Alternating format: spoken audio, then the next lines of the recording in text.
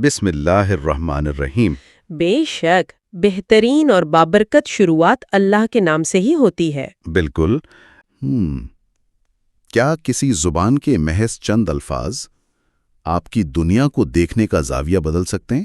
ہاں، یہ ایک بہت گہرا سوال ہے اصل میں۔ بالکل۔ ہم اکثر سوچتے ہیں نا کہ زبان صرف بات چیت کا ذریعہ ہے، مطلب اپنے خیالات کو دوسروں تک پہنچانے کا ایک ٹول ہے۔ صحیح۔ لیکن حقیقت اس سے کہیں زیادہ گہری ہے۔ آج کے اس گہرے مطالعے میں ہم اپنے عربی بول چال کورس کا باقاعدہ 30واں سبق شروع کر رہے ہیں، جس کا عنوان ہے اردو عربی منتخب جملے۔ یہ سبق سیکھنے والوں کے لیے بہت ہی خاص ہونے والا ہے۔ بالکل۔ اور آج ہماری اس مہم کے جو اہم موضوعات ہیں نا، وہ 4 حصوں پر مشتمل ہیں، مطلب روزمرہ کے افعال، احساسات اور رد عمل، کلاس روم کی گفتگو اور مقامات اور سمتیں۔ بالکل صحیح۔ تو چلیں پھر سب سے پہلے روزمرہ کے افعال سے آغاز کرتے ہیں۔ ہمارا پہلا جملہ ہے دا جانبن، یعنی ایک طرف رکھو۔ چلیں طلبہ اسے مل کر دہراتے ہیں۔ دا جانبن۔ دا جانبن۔ اچھا، اس میں نا جو مادہ ہے یا روٹ ورڈ ہے وہ دا عین ہے، جس کا مطلب ہے رکھنا۔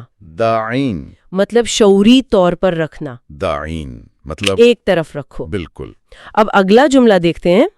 انا لا استخدمہ۔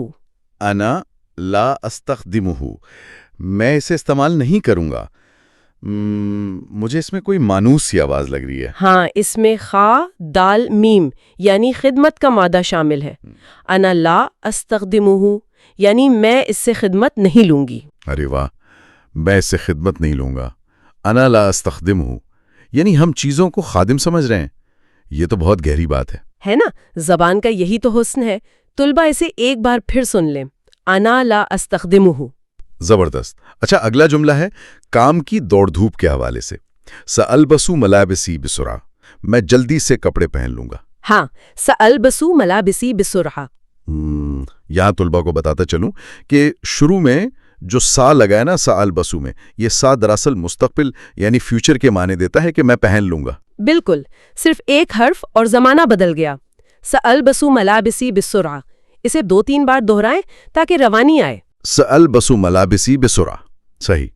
اب ان کاموں کے بعد تھکن بھی تو ہوتی ہے نا، تو اگلا جملہ ہے الیہ فاسترح، تم میرے پاس آرام کر لو۔ الیہ فاسترح، اس میں جو لفظ ہے نا فاسترح، اس میں را و ہا کا مادہ ہے۔ را و ہا یعنی روح؟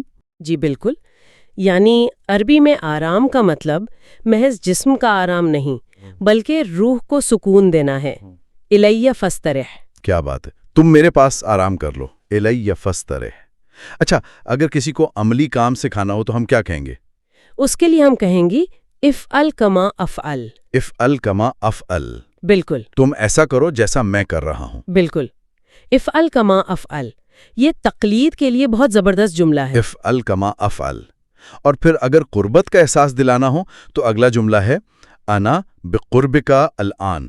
انا بقربک الآن یعنی میں اب آپ کے قریب ہوں۔ انا بقربک الآن، اس میں قاف را ب یعنی قریب کا مادہ ہے۔ انا بقربک الآن۔ صحیح۔ یہاں یہ بات اہم ہے کہ یہ ہدایات ہمارے روزمرہ کاموں کو کتنی آسانی سے بیان کرتی ہیں۔ بالکل ایسا ہی ہے۔ اچھا، افعال کے بعد دیکھنا انسان سے صرف مشین کی طرح کام تو نہیں کرتا نا، اس کے احساسات بھی ہوتے ہیں۔ ہاں، جذبات تو زندگی کا حصہ ہیں۔ تو آئیے دیکھتے ہیں کہ عربی میں حالات اور احساسات کا اظہار کیسے ہوتا ہے۔ ہمارا دوسرا حصہ، پہلا جملہ ہے الاخبار سارۃ لک، خبریں تمہارے لیے خوشکن ہیں۔ الاخبار سارۃ لک، اس میں نا سارۃ کا مادہ سرارا ہے۔ سرارا یعنی اندرونی خوشی؟ ہاں، وہ خوشی جو دل کی گہرائی میں ہو۔ الاخبار سارۃ لک۔ الاخبار سارۃ لک۔ اچھا، اور اگر کوئی غیر متوقع واقعہ ہو جائے تو اس کے لیے ایک بڑا زبردست جملہ ہے قد حصل ما حصل۔ قد حصل ما حصل مطلب جو ہونا تھا سو وہ ہو گیا۔ طلباء اس پر غور کریں، یہ کتنا فلسفیانہ جملہ ہے۔ قد حصل ما حصل، زندگی میں بعض اوقات حالات کو تسلیم کرنا ہی بہترین حکمت عملی ہوتی ہے نا۔ بالکل صحیح کہا آپ نے۔ اچھا، اب اگلا جملہ دیکھتے ہیں انا سعید جدا بہذا۔ انا سعید جدا بہذا، میں اس سے بہت خوش ہوں۔ طلباء اس کی خوب مشق کریں۔ انا سعید جدا بہذا. انا سعید جدا بہذا. اور اگر کسی کی مرضی پوچھنی ہو تو ہم کہتے ہیں الدیک مانعون. الدیک مانعون، کیا تمہیں کوئی رکاوٹ درپیش ہے؟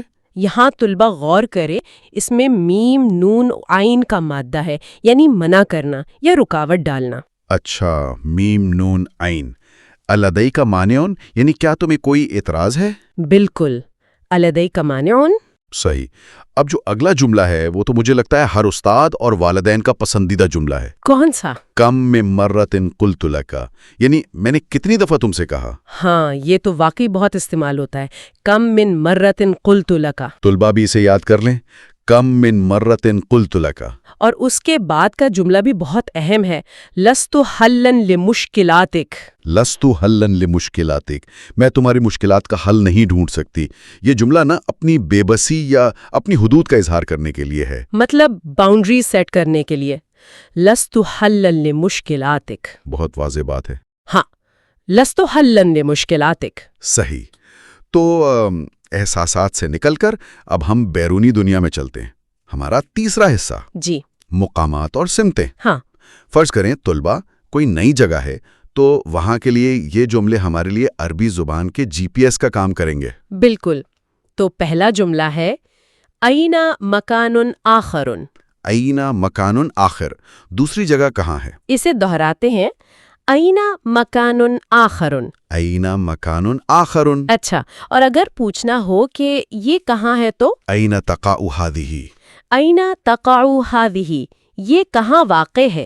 طلبہ یہاں دیکھیں، تقع میں واو، قاف اور عین کا مادہ ہے، یعنی واقع ہونا. واو قاف عین، واقعہ. این تقع هذه یعنی یہ کہاں واقع ہے. ہاں بالکل. اور فاصلے کے لیے ہم کہیں گے هل هو بعید من هنا.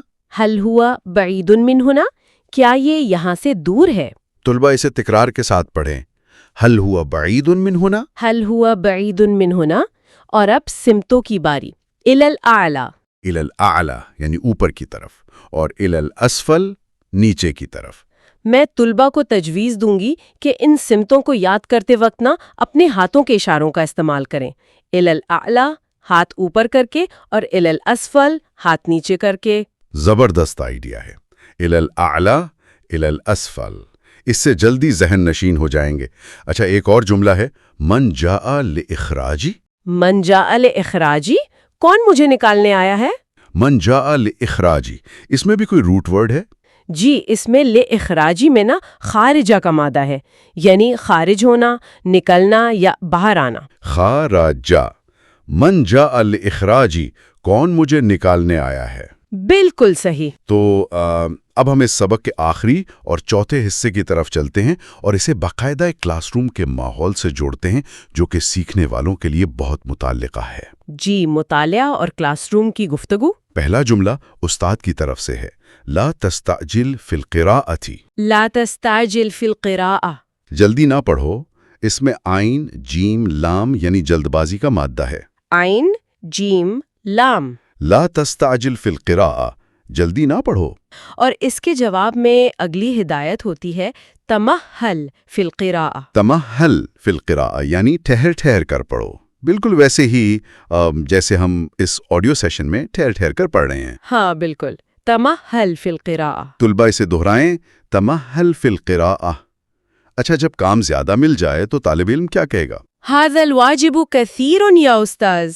ھذا الواجب کثیر یا استاذ. استاد صاحب، یہ ہوم ورک بہت زیادہ ہے. ھذا الواجب کثیر یا استاذ. اور پھر نرم دل استاد کیا کہے گا؟ اذن اترک السؤالین الآخرین. اذن اترک السؤالین الآخرین، تب آخری دو سوال رہنے دیں. یہاں اترکو میں نا تا، رے، کاف یعنی چھوڑ دینے کا مادہ ہے. ترک کر دینا.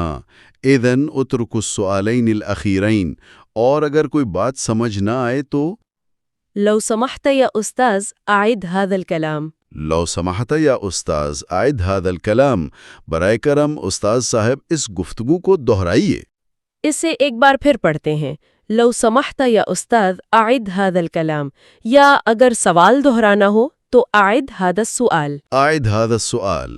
بہت خوبصورت انداز ہے. اور آخر میں شکراً جزیلاً یا استاذ. شکراً جزیلاً یا استاذ. استاد صاحب آپ کا بہت بہت شکریہ۔ شکران جزیلاً یا استاذ۔